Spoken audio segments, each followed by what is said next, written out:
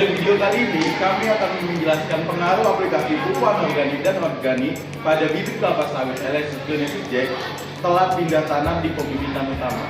Let's go!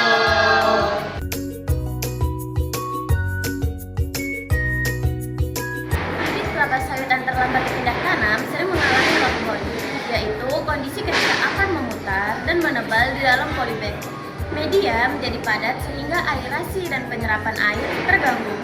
Dampaknya jelas terlihat seperti pertumbuhan bibit melambat, daun baru kecil dan pucat, pelepah tidak bertambah, bahkan sebagian akar keluar dari bawah polybag.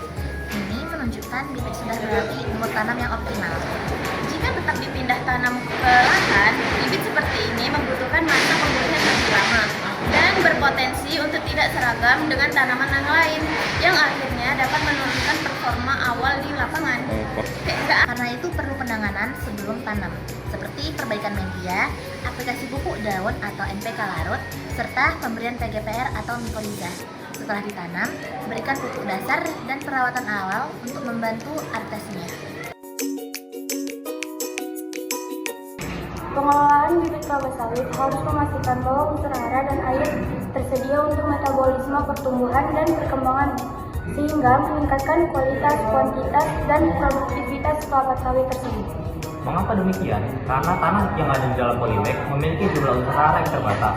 Maka dari situ, kita sangat penting untuk menjaga pemupukan bibit kelapa sawit dan pembibitan awal hingga pembibitan utama. Pupuk organik digunakan untuk menyediakan unsur hara N, P, dan K, baik dalam bentuk pupuk tunggal maupun pupuk majemuk. Salah satu contoh pupuk majemuk yaitu pupuk NPK dengan konsentrasi 15-15-15 yang dimana 15% N, 15% P2O5, dan 15% K2O. Selanjutnya, ada pupuk yang digunakan yaitu pupuk organik booster.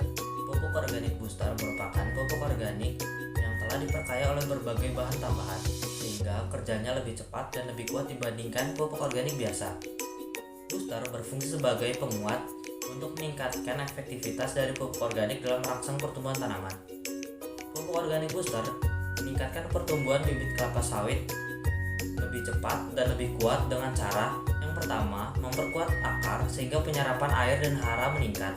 Yang kedua, mempercepat pertumbuhan batang dan daun karena adanya hormon dan mikroba yang menguntungkan. Yang ketiga, memperbaiki media tanam sehingga lebih gembur dan kaya mikroba baik. Yang keempat, meningkatkan efisiensi NPK sehingga lebih cepat untuk diserap oleh tanaman. Yang kelima, meningkatkan ketahanan bibit kelapa sawit terhadap stres dan serangan penyakit akar. Berikut penjelasan singkat metode pemupukan sawit dengan cara dikocor, yaitu pemupukan dikocor adalah metode pemberian pupuk yang dilarutkan dalam air, lalu dituangkan atau dikocor langsung ke pangkal tanaman atau ke pinggiran sawit. Tujuannya agar pupuk lebih cepat diserap akar, terutama pada tanaman muda atau kondisi tanaman kering. Nah, langkah pertamanya yaitu larutan pupuk, misalnya NPK, KCl atau pupuk cair dalam air sesuai dosisnya. Yang kedua itu aduk sampai larut dan merata. Yang ketiga itu tuang atau dikocor larutannya pupuk di sekitar pangkal tanaman pada bagian pinggirnya. Yang keempat itu lakukan saat tanah lembab atau setelah hujan ringan agar penyerapan optimal. Nah, yang kelebihannya itu adalah cepat terserap, cocok untuk tanaman muda, mengurangi kehilangan pupuk. Kekurangannya itu adalah butuh tenaga lebih, tidak cocok untuk pupuk yang sulit larut. Jadi metode yang kedua adalah metode pemupukan di tabur, yang dimana metode ini adalah cara paling umum dan paling praktis yang digunakan di kebun sawit. Intinya, pupuk butiran seperti urea, KCl, glycerin, SP36 atau NPK disebar secara merata di bagian piringan sawit, yaitu area tanah melingkar di bawah tajuk tanaman. Mungkin teman-teman bertanya, kenapa ditaruh di situ? Karena akar aktif sawit yang paling banyak menyerap nutrisi berada di daerah sekitar piringan tersebut, bukan tepat di akar batang. Jadi pupuk yang ditabur akan lebih cepat ketemu akar dan langsung dimanfaatkan tanaman. Dan juga cara ini biasanya dilakukan saat tanah dalam kondisi lembab, misalnya setelah hujan ringan, supaya pupuk cepat larut dan terserap tanpa banyak yang hilang. Dan juga ketiga, pemupukan ditabur juga cocok untuk tanaman sawit yang sudah besar atau sudah masuk pada tahap fase produksi karena jumlah pupuk yang dibutuhkan cukup banyak dan penyebarannya harus luas.